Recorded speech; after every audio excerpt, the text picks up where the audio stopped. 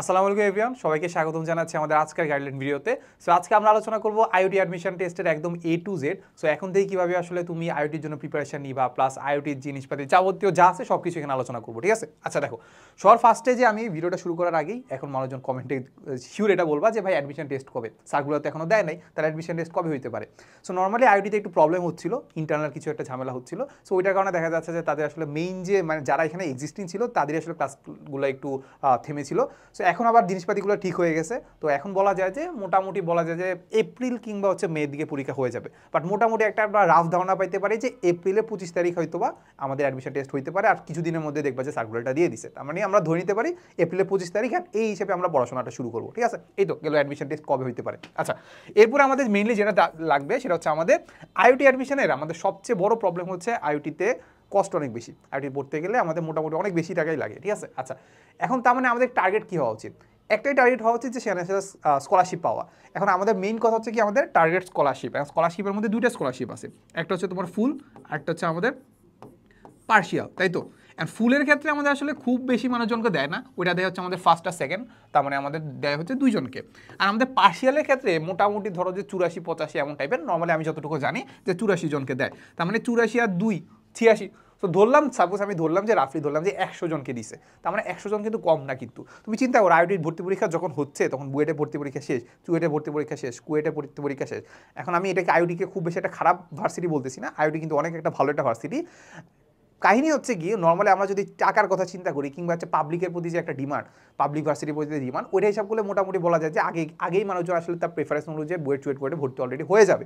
এরপরে আইওটির জন্য হয়তো বা প্রিপারেশন নেবে। আর নর্মালি বুয়েটে পরীক্ষা আর আইওটির মধ্যে যে ডিফারেন্স, মনে হয় না যে বুয়েটে টিকে গেছে, এখন যে হচ্ছে আইওটিতে যে সিট মারার জন্য যাবে, আমার কাছে মনে হয় না খুব বেশি একটা মনে হবে। মানে আইওটিতে যারাই ভর্তি পরীক্ষা দিচ্ছে হয়তো বা দেখবে যে আইওটিতে পড়ার জন্য ভর্তি পরীক্ষা দিচ্ছে, ঠিক আছে? এই তো তার মানে যেটা বলতেছি যে আমাদের যারা ভর্তি পরীক্ষা দিচ্ছে তারা ধরতে পারো যে মোটামুটি আসলে তোমার সেম ক্যালিভারেরই, ঠিক আছে? ওই যে মানে বুয়েটে যে পরীক্ষা দিচ্ছে সে অলরেডি বুয়েটে ভর্তি হয়ে যাবে, তারপর চুয়েট কুয়েটে যারা আছে তারা প্রেফারেন্স অনুযায়ী ওইখানে আলটিমেটলি আসলে একটা সিট নিয়েই যাবে, ঠিক আছে? তার মানে আলটিমেটলি যারা আইওটিতে ভর্তি পরীক্ষা দিচ্ছে সবগুলো কাইন্ড অফ সেম ক্যালিভারেরই। তার মানে ওইখান থেকে তুমি যদি একটু আগে থেকে প্রিপারেশন নেবে, একটু ভালো একটু প্রিপারেশন নিয়ে মোটামুটি বলা যায় যে এই যে 86 জন বা হচ্ছে 100 জনের মাঝখানে আসা খুব একটা টাফ হবে না। তারপরে আসলে আমাদের প্রাইম টার্গেট কী হবে? আমাদের প্রাইম টার্গেট হবে হচ্ছে আমাদের এই যে 2 জন কিংবা 84 জন এদের মাঝখানে ঢোকা। সো নর্মালি আমরা জানি যে ফুল স্কলারশিপ যারা পায় তারা ফ্রিতে পড়তে পারে, পুরো 4 বছর ফ্রিতে পড়তে পারে।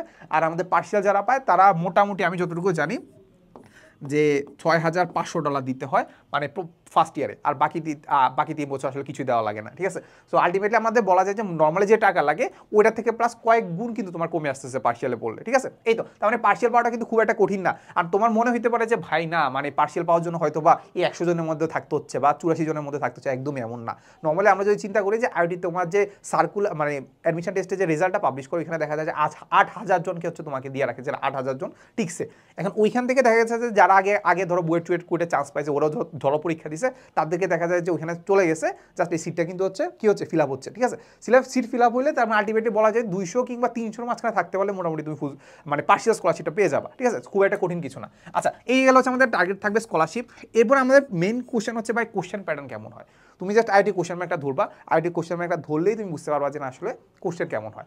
ইভেন আমাদের যে কোর্স আছে ওই কোর্সে গিয়ে আমি নিজে যখন এক্সপ্লোর করার চেষ্টা করলাম যে আইটি কোশ্চেন পাতি কেমন হয়, ইভেন আমি নিজে যখন পরীক্ষা দিচ্ছি তখন আমরা দেখছি যে কোশ্চেন কেমন হয়। ভাই কোশ্চেন ভাই ভালোই কঠিন হয়, সিম্পল কথা, ভালোই কঠিন হয়। আর আমি স্ট্যান্ডার্ড যদি বলি এটা অবশ্যই ইঞ্জিনিয়ারিং স্ট্যান্ডার্ড, এটা বলা যাবে, এটা কখনোই বলা যাবে না যে এটা ভার্সিটি স্ট্যান্ডার্ড, এটা অবশ্যই ইঞ্জিনিয়ারিং স্ট্যান্ডার্ড। এবং বলা যায় যে মাঝে মাঝে দেখা যাচ্ছে যে ইঞ্জিনিয়ারিং স্ট্যান্ডার্ড থেকেও একটু হাই কোশ্চেন করে, ঠিক আছে? আর অনেকগুলো কোশ্চেন আছে অনেক কঠিন, ঠিক আছে? এবং আমি যদি এখন এভারেজও চিন্তা করি তাহলে কিন্তু ভালোই কঠিন আসে। তার মানে আমরা অবশ্যই চিন্তা করবো এটা ইঞ্জিনিয়ারিং প্রিপারেশন নিয়েই তোমাকে আইওটি ক্র্যাক করতে হবে। এখানে ডিউ যদি চিন্তা হয়েছে না ডিউর প্রিপারেশন নিয়ে তুমি আইওটি ক্র্যাক করবা, তাহলে ব্যাপারটা খুবই টাফ হয়ে যাবে। তার মানে আমাদের ডিউ হবে না, প্রিপারেশন করতে হবে, অবশ্যই ইঞ্জিনিয়ারিং প্রিপারেশন নিতে হবে। এই কারণে দেখা গেছে আমাদের আইওটি কোশ্চেন ব্যাংক সলভিং ক্লাসের সাথে সাথে আমরা ইঞ্জিনিয়ারিংয়ের যতগুলো আছে বুয়েট চুয়েট কুয়েট যতগুলো ইঞ্জিনিয়ারিং ক্লাস আছে সবগুলো কিন্তু আমরা আইওটি কোর্সে দিয়ে দিছি, ঠিক আছে? এই তো তাহলে আমাদের কোশ্চেন প্যাটার্ন করতে হবে অবশ্যই ইঞ্জিনিয়ারিং প্যাটার্ন। এরপরে আমাদের যেটা হচ্ছে আমাদের আইআইটি অ্যাডমিশন টেস্টে একটা ইউনিক প্রবলেম আছে। ইউনিক প্রবলেমটা হচ্ছে আমাদের কোশ্চেন প্যাটার্ন যেমনই হোক না কেন কোশ্চেনটা আছে ইংরেজিতে। এক তো আমি বুঝতে পারলাম যে ইঞ্জিনিয়ারিং স্ট্যান্ডার্ড তার মানে কোশ্চেন অবশ্যই হার্ড, এর পাশাপাশি আমাদের কোশ্চেনগুলো থাকে ইংরেজিতে। এখন দেখো ব্যাপারটা হচ্ছে আমরা নিজেরা যখন কোশ্চেন সলভ করতে গেছি তখনও দেখা গেছে যে এমন হয় যে না ইংলিশ জিনিসটা আমি বুঝতে পারি না। প্রথমে যখন আমি আমার নিজের টাইমে যখন অ্যাডমিশন টেস্ট দিলাম তখন হচ্ছে আমি খুঁজতেছিলাম যে এমন একটা বই কিংবা হচ্ছে এমন একটা কোর্স যেখানে আমাকে টার্মগুলো অ্যাটলিস্ট বুঝাই দিবে যে এই টার্মগুলোর মানে হচ্ছে এটা, কনকেভ মানে কি, কনভেক্স মানে কি, কিংবা প্যারালাল মানে কি, নর্মাল মানে কি, এই জিনিসগুলো আমাকে বুঝাই দিবে।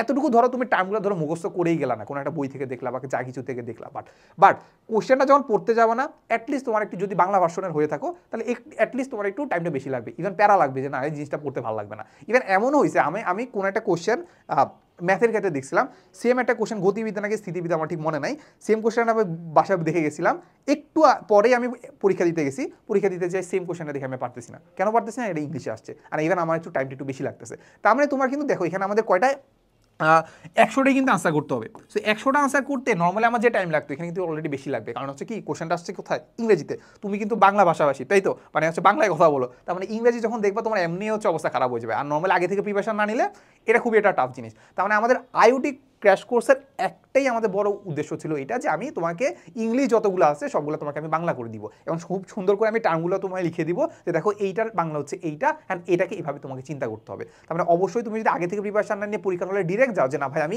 এই ইংলিশটাকে বাংলা করে আমি প্রিপারেশন নিব, পরীক্ষা দিব, তাহলে কিন্তু হচ্ছে দেখাটা টাফ হয়ে যাবে। ইভেন দেখা যাচ্ছে যে তুমি যে প্রিপারেশনটা নিছিলা কোনো একটা জিনিস তুমি আদৌ পারো কিন্তু হচ্ছে বুঝতে পারতেছো না যে তুমি এটা পারবা কি পারবা না। ঠিক আছে, এই তো এই হচ্ছে কথা। প্রবলেম হচ্ছে দুইটা জিনিস, একটা হচ্ছে আমাদের হার্ডনেস, নর্মাল যে ইঞ্জিনিয়ারিং হার্ডনেস, আরেকটা হার্ডনেস চলে আসে কোথা থেকে? ইংরেজিতে কোশ্চেন আসার কারণে। ঠিক আছে, আচ্ছা এই তো এরপরে হচ্ছে আমাদের যেটা হচ্ছে আমাদের subject wise preparation. Subject wise প্রিপারেশনের মধ্যে আছে আমাদের দেখো ফিজিক্স আছে, কেমিস্ট্রি আছে, ইংলিশ আছে, তাই তো। তাহলে আমরা চিন্তা করি এখানে আছে আমাদের ফিজিক্স, কেমিস্ট্রি, ম্যাথ, ইংলিশ, কয়টা হলো? চারটার মধ্যে আমাদের ফিজিক্সে আসে আমাদের 35, কেমিস্ট্রিতে আসে আমাদের 35, কেমিস্ট্রি 35 না, কেমিস্ট্রিতে আমাদের 15, ম্যাথে আসে 35, আর হচ্ছে ইংরেজিতে আসে 35। তুমি বুঝতে পারলা কোনটার উপর গুরুত্ব দিবা? ফিজিক্স আর ম্যাথের মধ্যে। ফিজিক্স আর ম্যাথ তুমি যদি মোটামুটি করো তাহলে আলটিমেটলি তুমি একটা আইটিতে একটা চান্স পেয়ে যাবা। আর কেমিস্ট্রি আর ইংলিশ যদি তুমি ভালো করে করতে পারো তার মানে তোমার র্যাঙ্ক আগাবে, তুমি আসলে স্কলারশিপের দিকে যাবা। তার মানে আসলে আমার যদি একটাই সিট পাইতে হয় বা কোনো একটা সিটের জন্য আমি যদি লড়াই করি তাহলে আমার ফিজিক্স আর ম্যাথ অবশ্যই স্ট্রং থাকতে হবে। ফিজিক্স আর ম্যাথের জন্য কি করবা? সবার আগে আইওটি যে কোশ্চেন ব্যাংকটা আছে ওই কোশ্চেন ব্যাংকটা একদম ভাজা করে ফেলবা। আইওটিতে যত ধরনের কোশ্চেন আছে সবগুলো আগে পড়বা, এই একটা জিনিস। এরপরে তোমার এই প্রিপারেশনটাকে আরো স্ট্রং করতে হলে তোমার কি লাগবে? স্ট্রং করতে হলে তোমার ইঞ্জিনিয়ারিং যে কোশ্চেন ব্যাংকটা আছে সেটাও তোমাকে সলভ করতে হবে। ঠিক আছে, এই তো। তার মানে ইংলিশ, ফিজিক্স আর ম্যাথের জন্য তোমার কি করতে হবে? কোশ্চেন ব্যাংক এর বাইরে আসলে খুব একটা টাইমও নাই তোমার যে আসলে থিওরি পড়বা। থিওরি যদি আদৌ পড়তে চাও তাহলে আমি সাজেস্ট করবো যে আমাদের যে আইওটি যে কোশ্চেন ব্যাংকটা আছে ওই কোশ্চেন ব্যাংকটা, এটা কেন আমি সাজেস্ট করতেছি তোমাকে আমি বলি। এইটার ভিতরে তোমার সুন্দর করে খুব থিওরির জিনিসগুলো দেওয়া আছে, থিওরিগুলো তোমাকে বাংলায় দেওয়া আছে যাতে তুমি ভালো করে বুঝতে পারো। এরপরে টাইপ ওয়াইজ থিওরির সাথে তোমার কিন্তু আবার আমাদের যে বিগত বছর যে কোশ্চেনগুলো আছে ওইগুলো দেওয়া আছে। কোশ্চেন ব্যাংকের খুব ভালো জিনিস যে কোশ্চেন ব্যাংকের সাথে তোমার বাংলাগুলো অনুবাদ করেও দেওয়া আছে, এই একটা জিনিস। এরপরে এই বইটাতে তোমার সুন্দর করে আবার ওএমআরও দেওয়া আছে। কি দেওয়া আছে? ওএমআর, এই যে ওএমআর দেওয়া আছে। তার মানে তুমি আসলে বিগত বছর যে কোশ্চেনগুলো আছে ওগুলো তো পড়লা, টাইপ ওয়াইজও পড়লা, থিওরিও পড়লা।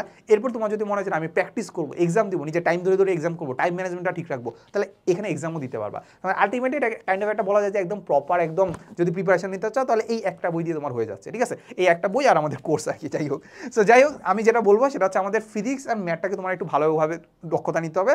আর কেমিস্ট্রি, আমি যদি বলি কেমিস্ট্রি প্রিপারেশনের ক্ষেত্রে সব কিছুতে আমি যদি বলি medical, BUET, Dhaka varsity, even আমি যদি বলি এইচএসসির কথা যদি চিন্তা করি, কেমিস্ট্রি মোরল সেম, সব কিছুতে বেশিরভাগ থিওরি আসে। আর কি আসে? থিওরির থেকে ম্যাথ খুব একটা আসে না, সত্য কথা, থিওরি বেশি আসে। তার মানে কেমিস্ট্রিতে আমার থিওরি ভালো করে পড়তে হবে, ম্যাথও কয়েকটা প্র্যাকটিস করে যাইতে হবে, তাই তো। এই হচ্ছে কথা। আর আমাদের একটা জিনিস মাথায় রাখতে হবে যে এখানে ইংলিশের উপর আমি বেশি এফোর্ট দিব না।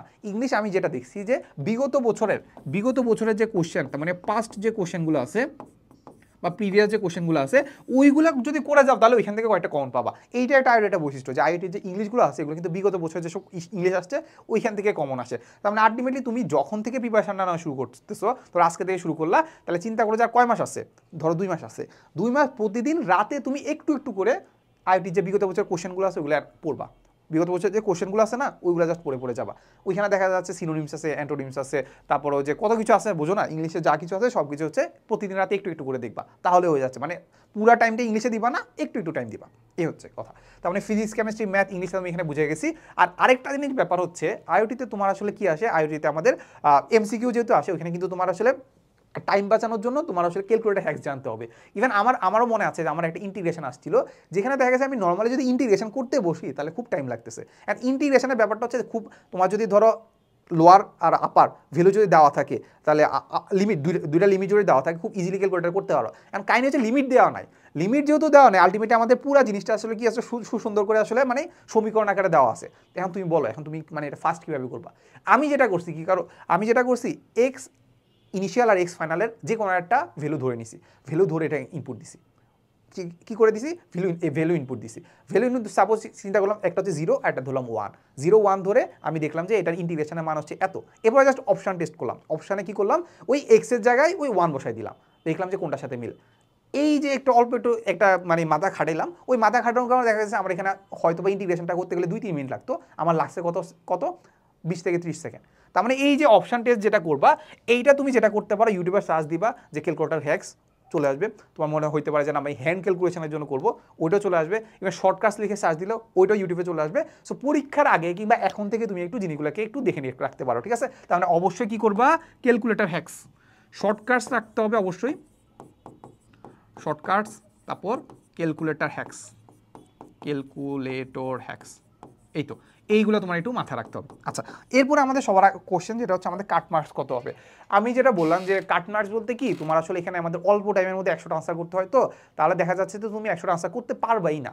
সিম্পল আমার টাইমে, আমার যতটুকু মনে আছে আমার টাইমে আমি আনসার করছিলাম হচ্ছে 80টার কাছাকাছি। তাও দেখা গেছে আমি 70টা একদম শিওরলি দাগাইছি, আর বাকি যে 10টা আছে পুরো আন্দাজে দাগাইছি, পুরো আন্দাজে দাগাইছি। এখন ব্যাপারটা হচ্ছে পুরো আন্দাজে এখন দাগাবা না, এটা তোমার উপর। বাট আমি সাজেস্ট করবো এখানে খুব বেশি একটা আন্দাজে দাগানোর দরকার নেই, কারণ এখানে দেখতেই তো পাচ্ছ যে এখানে ম্যাথমেটিক্যাল জিনিসপাতি আছে, আন্দাজে কীভাবে দাগানোর খুব একটা সুযোগ নেই। তো যেটা করবা যে একটা সার্টেন মোমেন্ট পর্যন্ত তুমি দেখবা যে কতগুলো তুমি পারতেছো, বাকি জিনিসগুলো কয়টা 10টা যদি তোমার মনে হয় যে না এটা হইতে পারে তাহলে দাগাই ফেলবা। আর এখানে নেগেটিভ মার্কিং কিন্তু আছে 0.25 করে, যাই হোক। সো আমার কাছে মনে হচ্ছে যে আমি দাগাইছিলাম হচ্ছে আমি 80টা, যেটার মধ্যে আমি মোটামুটি 70টা প্রায় শিওর, বাট 70টা তো হবে না, তুমি জানো যে প্রেশারের কারণে অনেক কিছু ভুল হয়ে যায়। ওইরকম কিছু একটা করার কারণে আমার পজিশন আসছিল 358, সেটা ওই বছরের সিনারিও, বাট এখনের সিনারিও তো ডিফারেন্ট হইতে পারে। সো নর্মালি পাশের জন্য আমরা নর্মালি চিন্তা করতে পারি যে 60% এনাফ, বাট আইওটি কোশ্চেন একটু টাফ হয়। সো আমি 60% না ধরে 50% ধরলাম, যে 50%ই তোমার জন্য এনাফ। কত পার্সেন্ট? 50%। কারণ আলটিমেটলি আমি বলতে পারি যে তুমি যদি 60 পাও কিংবা 70 পাও, 60-70 যদি পাও, মোটামুটি এটা তোমার ভালো পজিশন চলে আসার কথা, যদি কোশ্চেন এইরকম হার্ডই হয়, ঠিক আছে? এই তো। সো মোটামুটি আমরা কাটমার্ক জেনে ফেলছি, সাবজেক্ট ওয়াইজ প্রিপারেশন জেনে ফেলছি, প্রবলেম জেনে ফেলছি, কোশ্চেন প্যাটার্ন, টার্গেট সব কিছু জেনে ফেলছি। সো এখন থেকে আইটি প্রিপারেশন নাও, ধরে নাও যে 25 এপ্রিল তোমার হচ্ছে আইটি ভর্তি পরীক্ষা হবে। সো এটা প্রিপারেশন নিয়ে পড়তে থাকো। মোটামুটি বলা যায় যে আসলে খুব বেশি একটা তোমার জন্য কঠিন হবে না। একটাই প্রবলেম হতে পারে, সেটা কোনটা? সেটা হচ্ছে তোমার ইংলিশটা বোঝার জন্য যেটাই করতে পারো, বই কিনতে পারো, কোর্স কিনতে পারো, যা ইচ্ছা করো, বাট একটু মাথায় রাখো যে আইটির জন্য তুমি যদি একটু আলাদাভাবে প্রিপারেশন নাও, অবশ্যই সবার থেকে আগে থাকবা, ঠিক আছে? সো দেখা হবে নেক্সট কোনো ভিডিওতে। আসসালামু আলাইকুম সবাইকে।